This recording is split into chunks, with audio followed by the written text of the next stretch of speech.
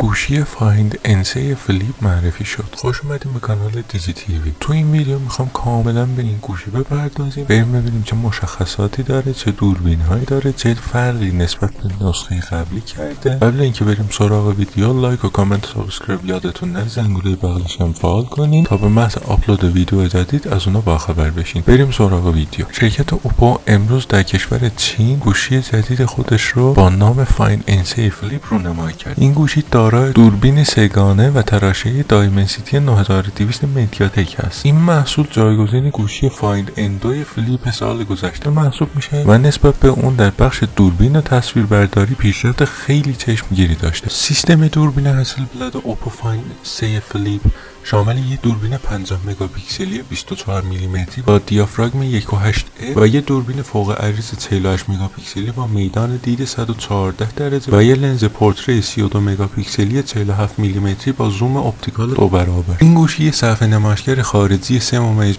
اینچی امولد داره که به کاربران این امکان رو میده که انواع برنامه‌ها و ویجت‌ها رو بدون باز کردن خود گوشی اجرا کنند. گفته میشه از این نمایشگر برای کار با برنامه‌های مانند مسیریاب، موسیقی، شبکه‌های اجتماعی نیز میتونیم استفاده کنیم. نمایشگر اصلی این گوشی مانند فایند ان2 فلیپ سال گذشته یک صفحه 6.8 اینچی LTPO AMOLED با وضوح 1080 در 2520 پیکسل و نرخ نوسازی تطبیقی 1 هرتز تا 120 هرتز است. این پنل از شیشه بسیار نازک UTG ساخته شده و حداکثر روشنایی 1600 نیتی داره. این گوشی تاشو در بخش سخت افزار نیز نسبت به سال گذشته پیشرفت خیلی زیادی داشت. چیپست جدیدتر دایمنسیتی 9200 مدیاتک به همراه رم سریعتر LPDDR5X و حافظه داخلی UFC 4 مجهز شد. از دیگر ویژگی‌های این گوشی میتونیم به رابط کاربری ColorOS 13 و 2 سوار بر اندروید 13 صحبت کنیم. باتری این گوشی 4300 میلی آمپر ساعته و با شارژ سریع 44 واتی شارژ میشه. در حال حاضر این گوشی در 3 رنگ مشکی، طلای، روزگولد وجود دارد. در 2 نسخه حافظه 256 رم 12 با قیمت $932 و حافظه 512 رم 12 با قیمت $1042 به فروش میرسد. اوپو هنوز اطلاعاتی در رابطه با عرضه بین‌المللی ارائه نکرده، اما قول داده است که این گوشی به زودی عرضه جهانی خواهد شد. مرسی که تا آخر این ویدیو با من همراه بودین. امیدوارم که لذت برده باشین از ویدیو. منتظر ویدیو بعدی باشین. ویدیو بعدی مقایسه فایند انسی فلیپ اوپو با زد فلیپ 5 سامسونگ خواهد بود. لایک و کامنت و سابسکرایب یادتون نره، زنگوله بغلش هم فعال کنید تا به محض آپلود ویدیو جدید از اونها باخبر بشین. تا ویدیو بعدی، بدرود.